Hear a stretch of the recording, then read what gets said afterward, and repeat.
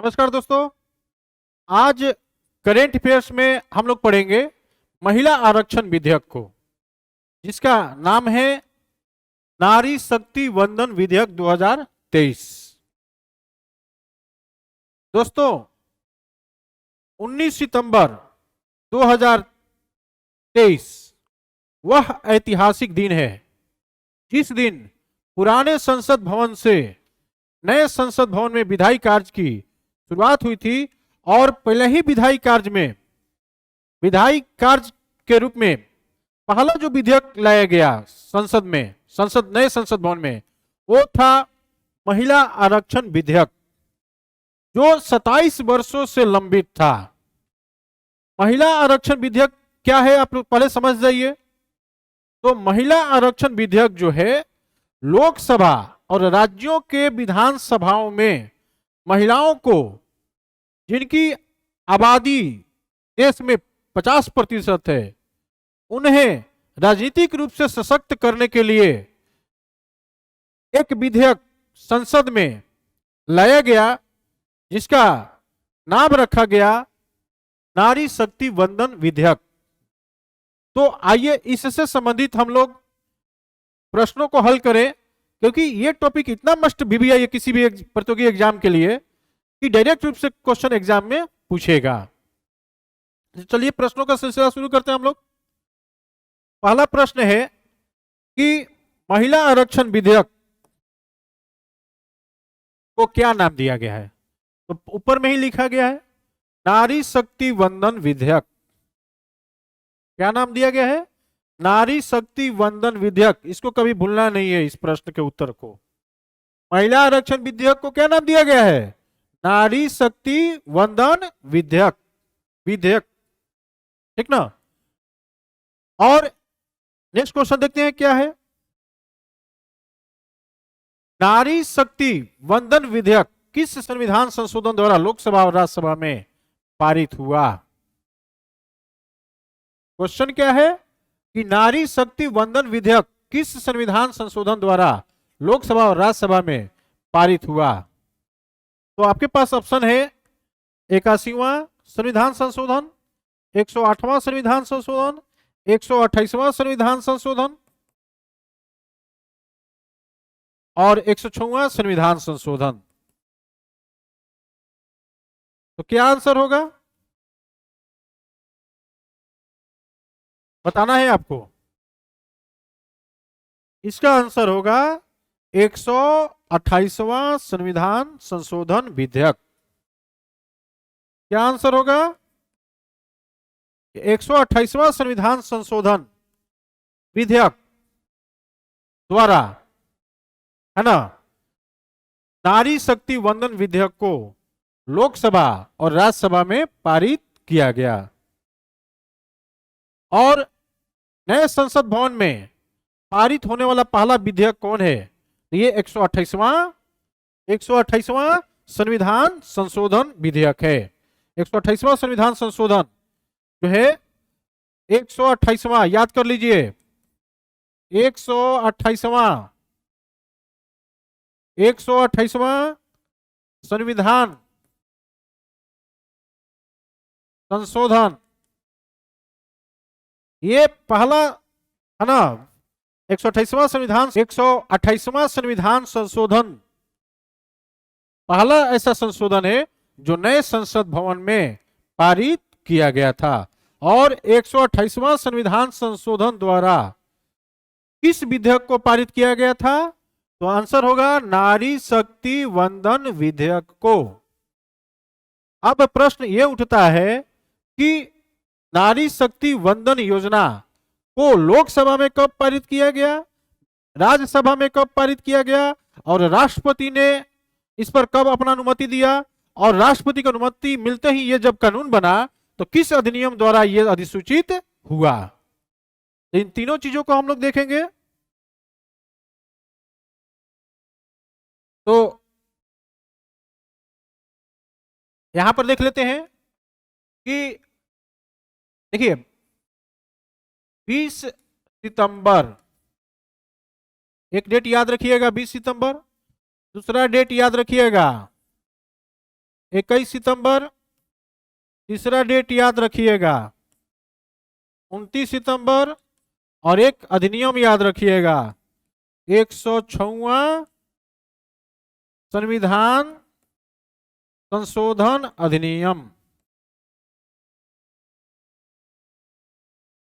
ये याद रखना है आपको। आप जानते हैं कि जो संसद में कोई भी कानून बनाने के लिए विषय वस्तु रखा जाता है तो उसको विधेयक कहा जाता है, और जब राष्ट्रपति की अनुमति प्राप्त होने के बाद वो कानून का रूप लेता है तो फिर उसको अधिनियम के रूप में उसको अधिसूचित किया जाता है। तो यहाँ पर महिला आरक्षण विधेयक जो है, नारी शक्ति वंदन विधेयक जो है, ये इस नाम से लोकसभा और राज्यसभा में पारित हुआ और राष्ट्रपति ने इस पर अनुमति दिया, और अनुमति देने के साथ ही वो कानून बन गया, और कानून बनने के साथ ही अब वो किस अधिनियम द्वारा वो अधिसूचित हो गया, तो 106वां संविधान संशोधन अधिनियम द्वारा अधिसूचित हो गया वो। तो 106वां संविधान संशोधन अधिनियम किससे संबंधित है, तो नारी शक्ति, एक तरह से कह सकते हैं कि महिलाओं को लोकसभा और राज्यसभा में, लोकसभा 106वां संविधान संशोधन अधिनियम किससे संबंधित है, तो महिलाओं को लोकसभा और राज्यों के विधानसभा में 33% आरक्षण देने से, ठीक ना। यहां पर जो 3 डेट देख रहे हैं, 20 सितंबर, 21 सितंबर, 29 सितंबर, और ये डेट है 2023, सब के सब क्या है 2023। ये वो डेट है, ऐतिहासिक दिन, जब महिला आरक्षण विधेयक को लोकसभा में पारित किया गया। इसको लोकसभा में पारित किया गया, लोकसभा में पारित। ये वह दिन है जब महिला आरक्षण विधेयक राज्यसभा में पारित हुआ, और ये वो ऐतिहासिक दिन है जब राष्ट्रपति ने अपना अनुमति प्रदान किया,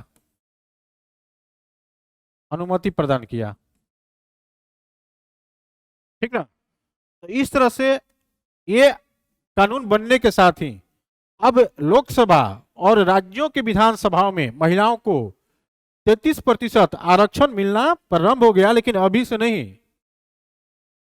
कब से, तो जब नया जनगणना होगा और नए परिसीमन का गठन होगा, नए परिसीमन का निर्माण होगा, तब जाकर ये महिला आरक्षण विधेयक महिलाओं को 33% आरक्षण का जो प्रावधान है वो लागू होगा।